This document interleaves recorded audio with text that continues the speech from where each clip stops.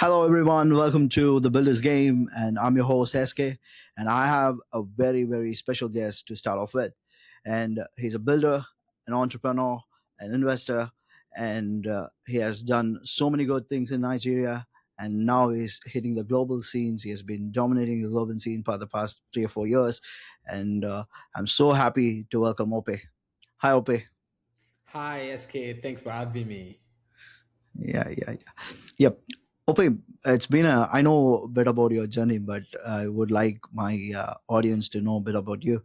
Can you tell us where all this started? Thank you very much, SK. I think it's been a journey full of epiphanies overall, and I think that's going to be my theme around the different things that happened on my journey. And of course, meeting you was like an epiphany too, as well, right? Yeah. You would have known. Yes. Um, yeah. So I grew up in Nigeria, in a small university town, 2 hours from Lagos, which is like the commercial capital, and most folks know Lagos. Um, Pretty much very shielded childhood, right?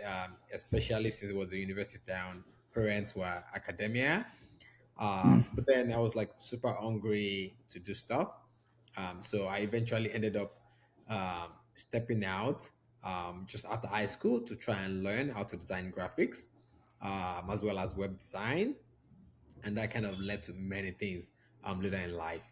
Most people don't know the fact that I also tried my hands on songwriting, and a bit of like 3D animation as well, and and also screenplay writing. So oh, I've always been a creative, to put it that way. yeah. It's so many of things where like I'm also into songwriting. I'm also into screenplay writing. Lovely. Well, there's a lot of things which is connecting us, man. Like that's why we met through the universe, and I could able to remember what happened, how we met in a hackathon, and then we started off. I had a very great privilege to work with you.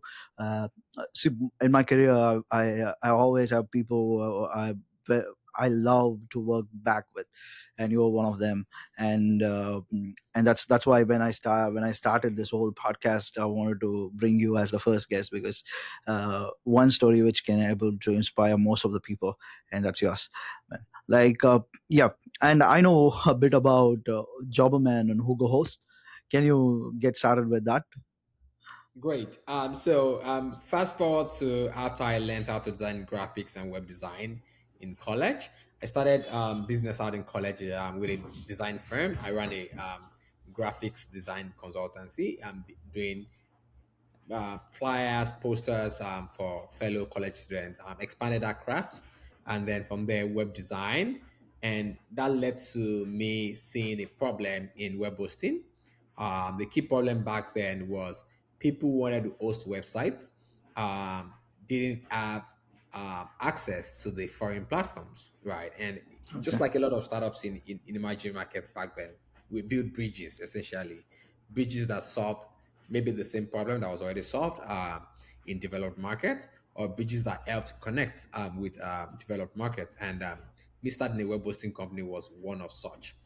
So that web hosting company, it's WhoGoHost, which is called Go54 today, ended up becoming the Okay. largest web hosting company out of Nigeria, and is still the largest till date. Fast Yeah. forward to my third year in college as well. I was supposed to go on an internship, and I didn't find a place to go. Not because I wasn't smart, or because I didn't have skills. I had both academic smarts, and also I had skills. Like I was the best graphic designer in my year on campus, but yet I didn't get an internship. And I mean, I still carry that lesson to me today: the fact that you can be smart, but opportunities are not necessarily evenly distributed, right? And especially Yes. I experienced that living in a small university town. I still experience that today. But what can you do? You make lemonade out of your lemon. So eventually, I decided to start a jobs website, right? Yeah. With a couple of friends, just to solve the problem of jobs, since we couldn't get a job.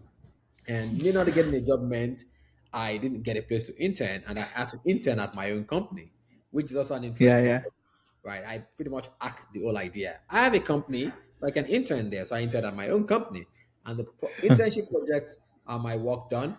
was building a job site, which ended up being Jobberman, right? By the Okay. way, the name Jobberman wasn't given it to it by me; it was given to me by a good friend of mine who was part of us, was in the room, and I was like, "What name should we call this?" And it's like Jobberman. I was like, I like that name, Jobberman.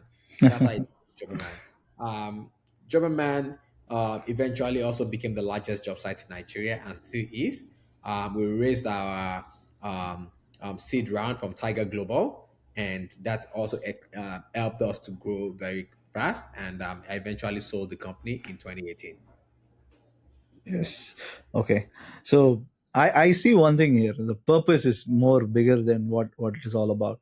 Sometimes a lost opportunity can create a lot opportunity for a lot of men, and and that's what Jobber Man is all about, right? Because you didn't have the opportunity to go and be an intern, but you created an opportunity for the entire Nigeria to go and work very easily, and Jobber Man does, and I hope. I thank God for that because that's something which because sometimes the purpose is bigger than what we are all thinking of, and that's worked in your case. And yes, fast forward, right? You've been already built two of the topmost companies in Nigeria, and how did the transition from to Nigeria to global happen? And why did you move to SF in the Great. first place? So, interestingly, it's one of those stories I don't tell often. But the truth of the matter, and I'll be very vulnerable on this podcast, was that I moved because I felt I had done my own part in Nigeria. Oh, I felt like I'd built two of the largest companies in the digital space, and they were number one in their own respective spaces. And if I wasn't a billionaire, then there's nothing wrong with me. There's probably something wrong with the country. Um, okay. I think that back today when I think about it. Right. But that was the way I felt back then. And I felt like I wanted to go on the global stage and do something different. I wanted to try my hands on building something global and kind of not just impacting on Nigeria alone. I wanted to impact on more people, essentially, right? The money was just this kind of side result of of doing innovative and impactful ventures and initiatives because that's what I live for. So so I moved to the US in 2019, landed in Austin with the hope of starting a new business, but which I didn't do immediately. Ended up joining Indeed, and I worked at Indeed for 2 years. Indeed is a super fantastic company. It's the largest job site in the world, right? I did work on the job seeker API team and also on stealth projects, working directly with the CTO office and as well with a team that was just focused on building moonshot projects at Indeed. I did that for 2 years, then stepped out again to focus on building for Africa and started a remittance company, which didn't work out. And after that, I launched the Venture Studio, and through the Venture Studio, invested in 15 companies so far. Okay, and it's a very different story because you started up, didn't get an intern opportunity, so you created a job site, and then you built two of the biggest companies in Nigeria, and you moved to US, and you didn't start the company there. You started working for one of the best, world's best company, and that's a whole different story because people right now doesn't believe in working to a company if they have one failed startup also they doesn't want to go back and work for anyone, but your story is so different, and fast for that you still got you have done your part in Nigeria, but now you want to help others to do the part, and you started your venture studio, and the whole Africa now, not just Nigeria, the whole Africa. You have been targeting over 15 things. So I want to ask you, as an investor, what do you see? Like, what are the first three things you see in a project or in a man to to get you to invest in him? Great. So I think the first thing is clarity of ambition and thoughts, right? So building companies is not that easy, right? That's the truth of the Yes. matter. really difficult, right? And there's success bias because very few people win at the end of the day. It's very difficult to Yes. spot a winner. We all just kind of do our best. A piece of a part of it is very intuitive, but the idea is trying to look at, does this person really want to do this, and how hard are they willing to go at it, right? um, and you combine that to clarity with clarity of thought, and just kind of sense some whether they have raw intelligence that can help them pull through the times when things are unclear and they need to like untie knots, right, to kind of move forward. And you also look at the market, the team, and the idea itself. But the reality is the idea mostly evolves. Very few ideas survive on eating reality the first time. That's just the truth of the matter, right? You know, Yeah. so we're very okay. I'm very okay with ideas evolving, you know. Yes. And what I also find for me, and this might also be a weak point for me, I don't think it's the right way to invest, is the fact that sometimes I am drawn to ideas I've thought about before, but then I've got only Okay. 12 hours in a day and I can do Mm. everything in the world. And when I see smart founders who are trying to tackle simple, I'm like, okay, I've thought about this. I have a strong sense on how this could go. And I think it's the founder mode in me that shows up at those times where I kind of see the fact that I can actually support this founder to get this done, right? Beyond just Yeah. investing capital, you Mm. know. And some investors are not like that. When you look at the landscape of venture capital investors, a lot of venture capital investors have never started businesses. They are finance bros and C's, right? And I'm cut from a different cloth, right? My finance knowledge and foray came long after I've kind of proven myself in the world of entrepreneurship. So I like to roll my sleeves and help founders. So if it's something I've spent time thinking about, I feel like, okay, I can support you very well. Yeah, I want to back you, regardless of where you Okay. end. Yes, yes, yes. So it's more like you see them as people. You see them. How did you see yourself in that position?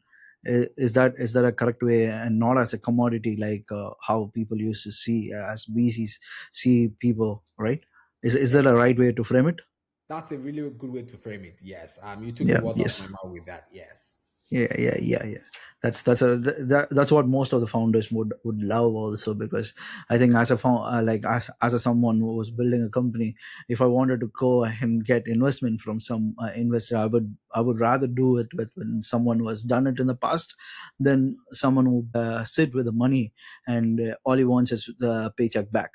So I think that's something great of you. And that's come to my next question with towards the .cv domains. Uh, Many people around the world uh, love to buy a domain, but you have an enormous opportunity of selling even the second level domains itself.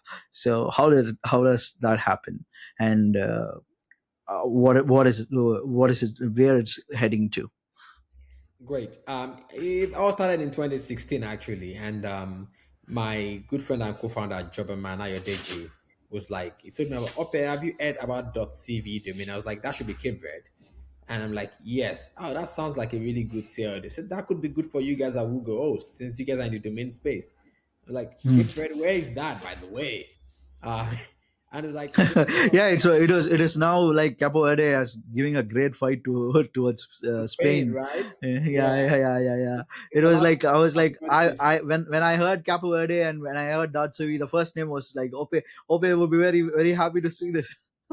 Yes, yes, it really and was and I see your LinkedIn post about the goalkeeper, and a it's Brazil. Yeah. so super great, man, to see a small country who was like from where I come from, India. It is a very large population, and what Capo Verde is like, we cannot even go to FIFA. Like with all those people here, we couldn't able to make it to FIFA, and they make it to FIFA, and they dominate the best, one of the best, one of the favorites to win the cup. and that's super. I couldn't able to imagine how much the people feel it, man. And and it happens to you like .cv domains, and I'm more than happy about hearing that, man. Yes, that was like a small but mighty moment. And I was super excited. Everyone in Cape Verde, also in diaspora, was super excited. And we all saw the show of support for Bosnia, who went from 50,000 followers on Instagram to more than 11 Good. million, right? Oh. Today. In 2 days, that was phenomenal. And frankly, I expect that for .cv as well, to put in a Okay. nutshell. And the opportunities, it's a small country, 500,000 people population, but the .cv was very significant in the fact that you could say CV equals curriculum vitae, right? And as a greater use globally, and the country was willing to say, hey, Ope, take this, make it global for us. You've got the experience. You build the largest job site in Nigeria. You build the web hosting largest domain registrar in Nigeria. You definitely has what it takes to, you know, to take it global, and that's what we're doing. We hope and want to make .cv the biggest domain extension for personal profiles, for personal websites. And there's a couple of trends that continue to help us understand that we're leading it in the right direction. I think it might take a while, but then just like any good thing, it takes time. It's interesting, like I mentioned earlier, the process of working on this started in 2016, right? We only launched globally in 2024. That's 8 years, right? Um, so I'm used to fighting hard and fighting long, right? And I would say check back in 3 years. In order to, but we're growing. When we took over in 2024, there were 4,000 domains on the registration. Today we have over 63,000 domains on the registration. So that's a 15x growth in 2 years, right? And we're nowhere near the growth that Bosnia experienced in 2 days. So we're looking for a moment, um, doing a lot of partnerships, signing up registrars, building valuable tools for the creator economy, for the professional economy as well, and just for all humans, because essentially we think .cv is for everybody. Everybody has a story, has a life story to tell, and we want to make .cv the right, the domain extension to tell that story. When you first told me this idea, but when we are playing with the concepts, um, you said one thing which stuck on my head. LinkedIn is more like a rented space, and there is hello.cv. It's more like you buying your own home. Uh, this is the first thing whenever I think of .cv, it comes to my mind because that is exactly where professional websites should land on. And what's better is that you guys are building an complete ecosystem over it.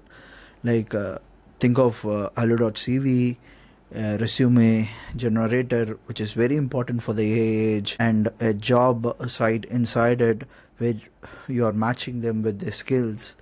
All this are what exactly a person needed to get started. Here's my next question. I know you have been uh, so deep on AI. Where do you think all these doors are leading? Yeah, so I'm very big on AI because I don't think we've experienced such a phenomena that we all agree is going to change the world. You know, in many ways, good and bad ways, right? And we've not seen this before. So AI is like the moment. It's what's changing everything. So as such, I spend time just kind of thinking about what does AI mean for the world? What does it mean for my world? For Africa as well, for people who are looking for jobs, for professionals, for my own kids, right? And for America. And I do have my some of my own thoughts around that.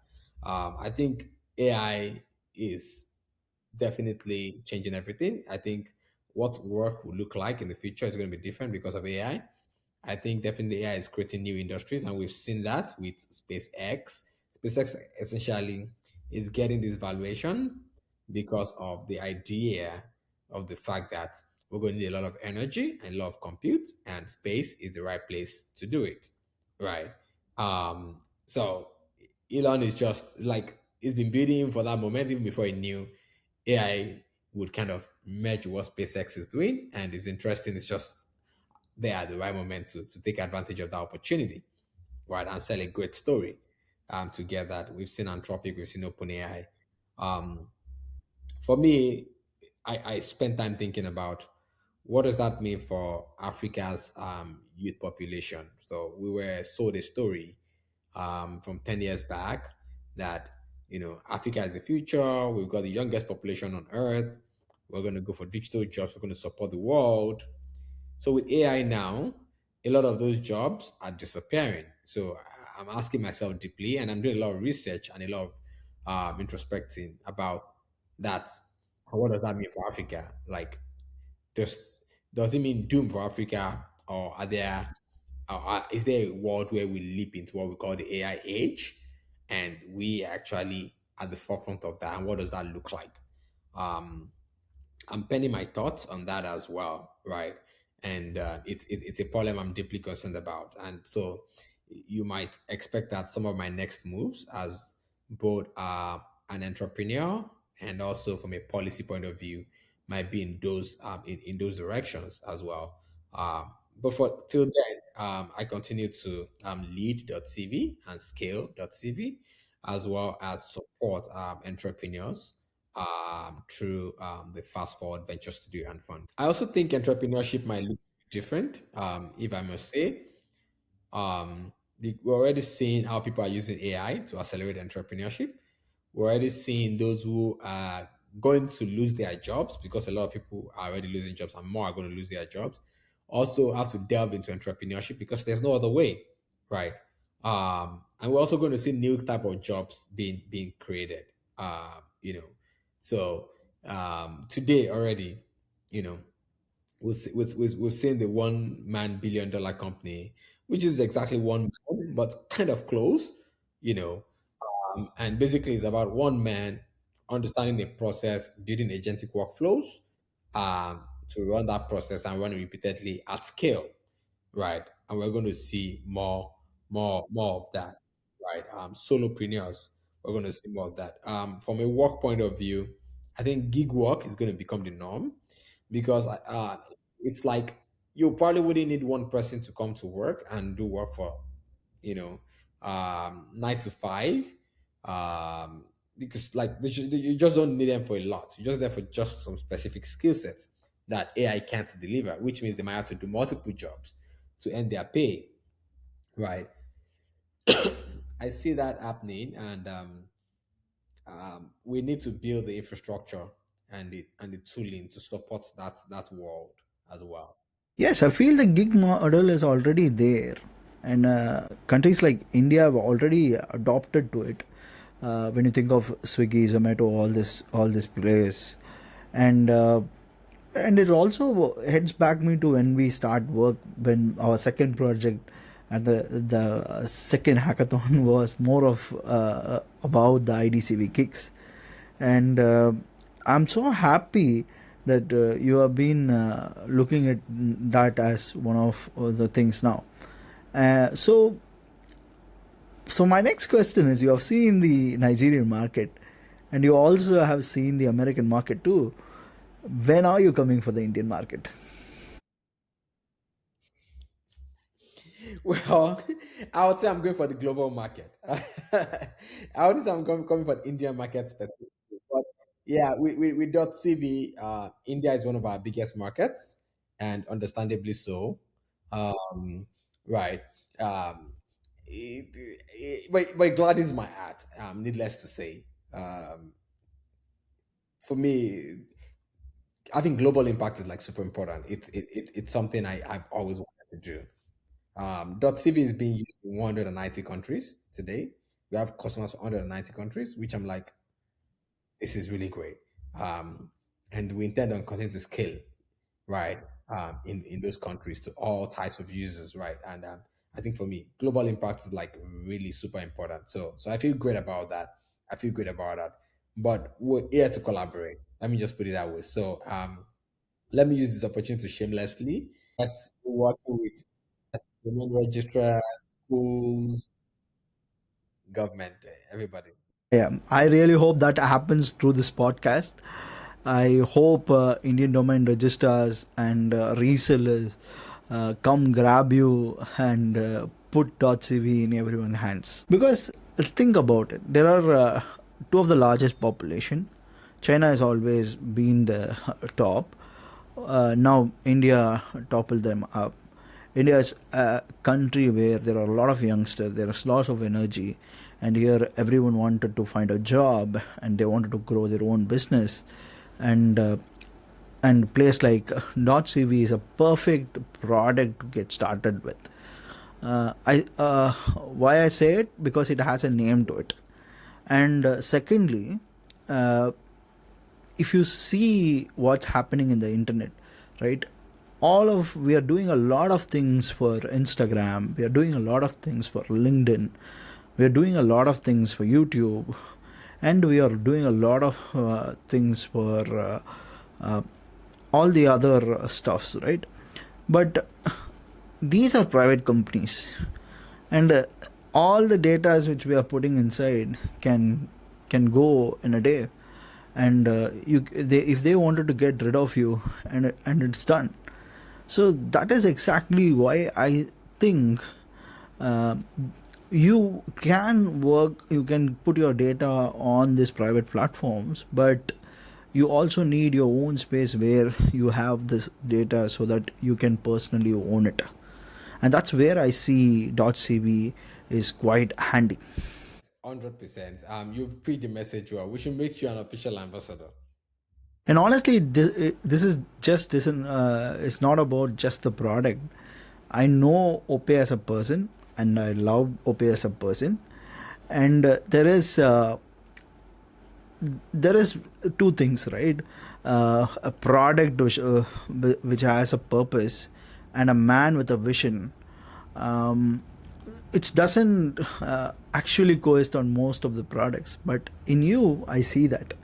Thank you so much. I appreciate the kind words. Thank you for sharing such amazing life stories, and also the products with us. I'm so much happy to introduce you to the Indian markets. I hope this podcast serves a better place. There are a lot of global founders who are hungry. We used to see all the big fours and fives here, but it is very rare we see founder from Africa, founder from Asia, or other come down here and talk about the product, their life story, their struggles, and all those things. And that's exactly why I wanted the builders game to be. And this is exactly the core idea of the builders game itself.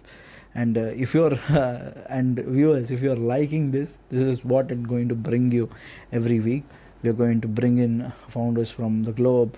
We want to talk about what their life is all about and all these things. And Ope, thank you so much for